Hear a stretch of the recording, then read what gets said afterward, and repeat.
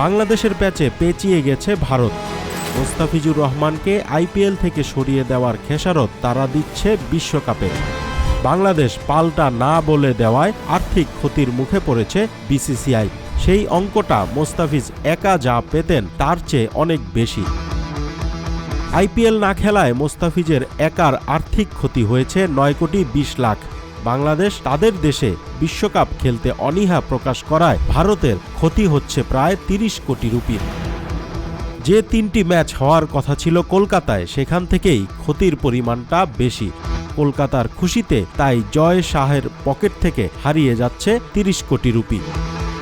কলকাতায় বাংলাদেশের 3টি ম্যাচ ছিল। 7 ফেব্রুয়ারি ওয়েস্ট ইন্ডিজ, 9 ফেব্রুয়ারি ইটালি এবং 14 ফেব্রুয়ারি ইংল্যান্ডের বিপক্ষে। মুম্বাইতে নেপালের বিপক্ষে খেলা হওয়ার কথা ছিল 17 ফেব্রুয়ারি।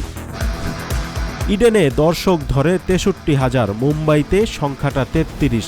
সব মিলিয়ে বাংলাদেশের 4টি ম্যাচে প্রায় 2,22,000 টিকিট বিক্রি হওয়ার কথা ছিল। বাংলাদেশের ম্যাচগুলোর টিকিটের দাম রাখা হয়েছিল 100 থেকে 300 রুপির মধ্যে।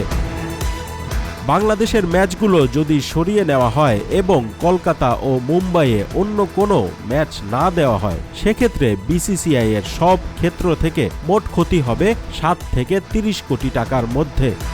অন্য কোনো দলের খেলা হলে সেই ক্ষতি কিছুটা পুষিয়ে নিতে পারবে ভারত। সেক্ষেত্রে 60 থেকে 90% দর্শক উপস্থিতি থাকতে হবে বদলি ম্যাচগুলোতে, আর টিকিটের দাম রাখতে হবে 500 থেকে 1500 রুপির মধ্যে। বাংলাদেশের সঙ্গে কলকাতার দূরত্ব কম থাকায় 3টি ম্যাচে বিপুল সংখ্যক বাংলাদেশি সমর্থকের উপস্থিতি আশা করেছিল বিসিসিআই। তাতে টিকিট বিক্রি থেকে অন্য অনেক কিছুর আর্থিক লাভ ধরে রেখেছিল তারা।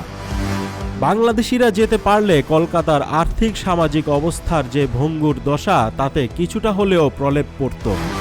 সেখানকার হোটেল, রেস্টুরেন্ট, শপিং মল ও ক্ষুদ্র ব্যবসায়ীদের সময়টা ভালো যেত যদি বাংলাদেশের 3 ম্যাচ দেখতে প্রায় 30,000 সমর্থকও যেতে পারত। কলকাতার ব্যবসায়ী সমাজের সেই আশায় গুড়েবালি। বিসিসিআইয়ের লাভের আশাও এখন শূন্যহারি।